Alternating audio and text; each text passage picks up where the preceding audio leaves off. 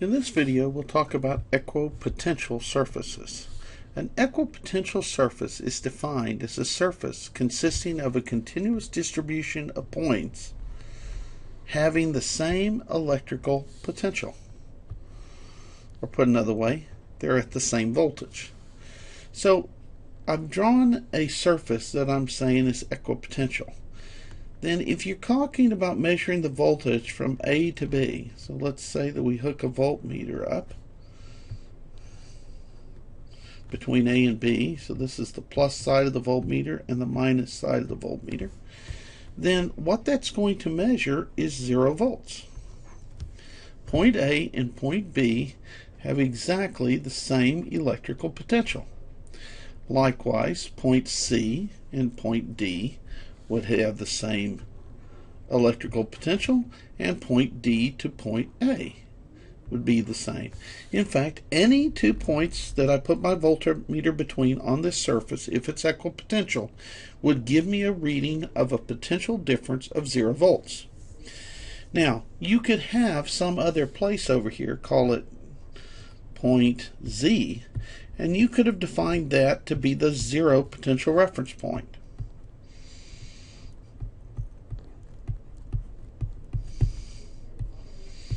When we do that, we often say that that point is ground, and this symbol that looks like a Christmas tree with smaller little dashed line, that is ground. That's the symbol for your reference point. Point D might be 10 volts plus with respect to that ground. That is, if we ran a voltmeter between this point minus plus. But if we ran a voltmeter between there, say point C and point E, we would again get 10 volts. If we measured the difference between D and C, 10 minus 10, we would get 0. Remember, voltage at a point never has meaning without a reference. If we're using this as our reference, we would say every point along this surface is 10 volts, or that's an equipotential surface of 10 volts. So with a voltmeter, we can actually map out places in space of equipotential lines. And there are, in fact, some labs in schools that do this.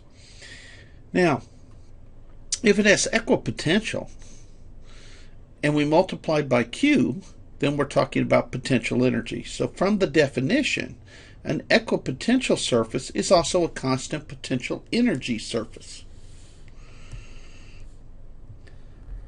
That means that the potential energy of an object as it moves along this surface will not change. So there's point A, and there's point B, and there's point C. So if you were to put a charge, say right here, there is no reason that that charge would want to pick up speed and move along this. In fact, it can. Remember, we're talking about the electric field, which is a conservative. So that's 0, and this is equal to delta E, which is delta K plus delta U. So delta K would be minus delta U. But we just said it's equipotential, which means this is minus Q delta V, and that V is 0. So this particle will not pick up speed and move. This is much like being on the floor. Say you're on the 2nd floor of a building and you're walking around. You don't pick up speed as long as you're walking on the level floor, because that's an equigravitational potential surface. If you step out the window, then you pick up speed and you lose potential energy because you're moving between different heights, different potential surfaces. So as long as the particle stays on this surface, it would not pick up any speed. It would keep whatever speed it has, and its kinetic energy would be constant. Now, what if it gets off that surface? Well, this is an important point. So let's go back again and look at our surface. If along this surface, say between these points, A, B, and C, then what that tells you is that if you go along the surface, let me change color pens here, and you have some delta R, work is QE dot delta R. But I just said that that's also minus Q delta V. And delta V is 0. So there's no work along that path.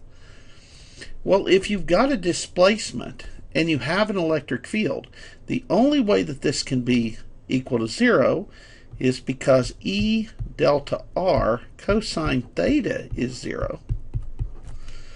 E is not 0. Delta R is not 0. So cosine of theta must be 0. That means theta has to be 90 degrees. This says that the electric field is perpendicular to the equipotential surface at every point on the surface. So if I'm drawing electric field lines, the electric field must either be pointing that away or pointing that away.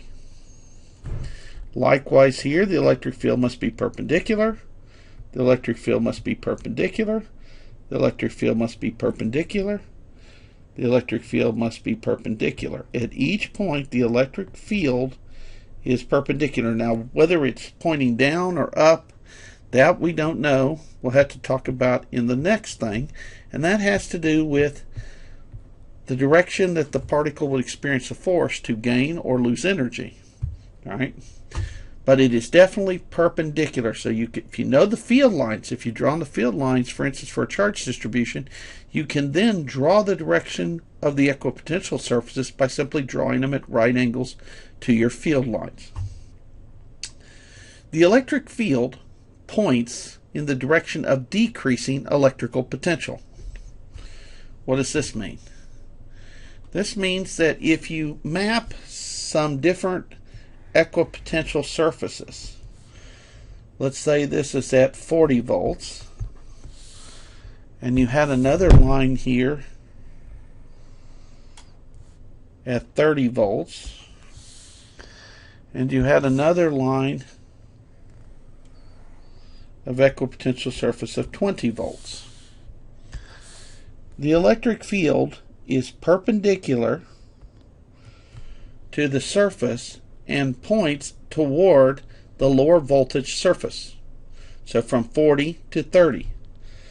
It would have to go in here, strike this also at right angle, and head to the 20. So our electric field lines here have to be like this.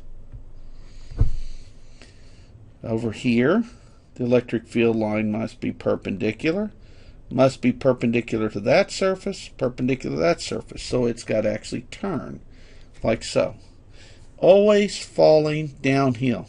Think of higher voltage as being higher on the hill. Down voltage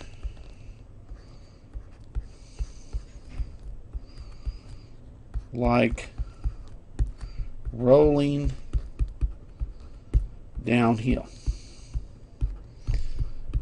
So it's as if you lower gravitational potential energy. That is, when you let something go, it rolls downhill to a lower height. In the same way, that's the way the force pulls it with gravity.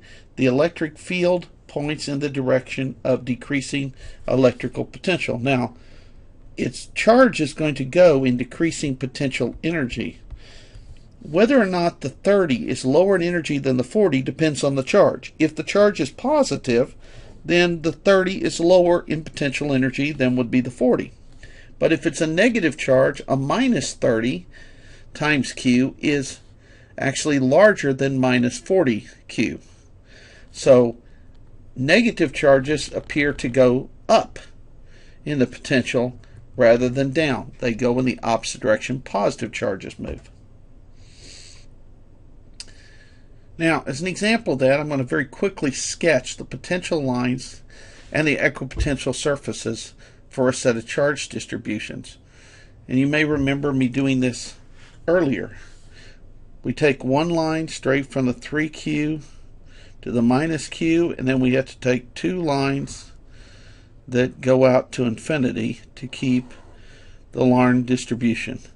We have another line goes from the plus Q to the minus Q on both top and bottom, and that means we need two more lines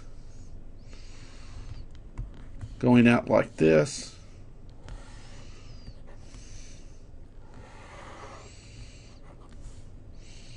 We have a line coming in, something like this, not the world's best drawing.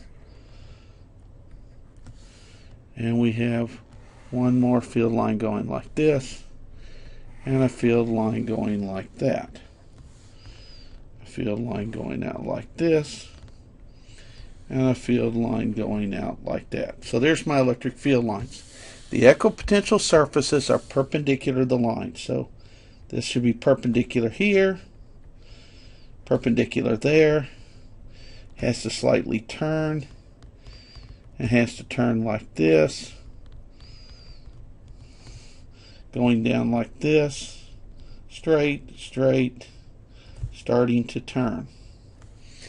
Right around here we'd have a line, again trying as best I can to make them perpendicular at each point.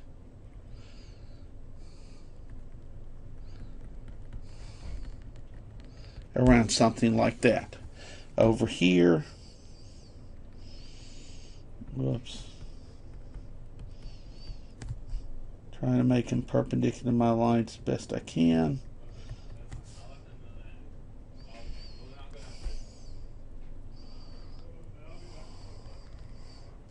Something like that. Here.